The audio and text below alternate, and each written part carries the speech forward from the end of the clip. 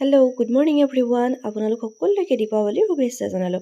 আৰু আজি মোৰ মানুহজনৰ পিছে বাৰ্থডেও দেই, আৰু বাৰ্থডে উপলক্ষে আমি সকলোৱে আহি আছোঁ এটা সুন্দৰ পৰিৱেশলৈ।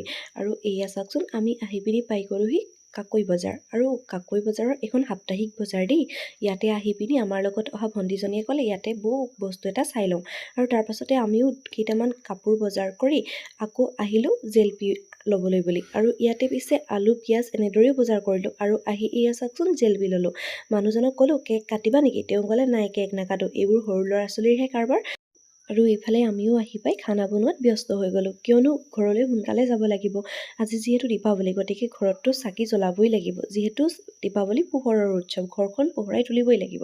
আৰু এইফালে চাওকচোন, আমাৰ চব্জি বনোৱা কাম আৰম্ভ হৈ গ'ল। এইফালে পিঁয়াজ দি ল'লোঁ। আৰু কি নিছিলোঁ জানেনে? আজি গাহৰি মাংস নিছিলোঁ। আপোনালোকে বাৰু গাহৰি মাংস খাই ভাল পায়নে?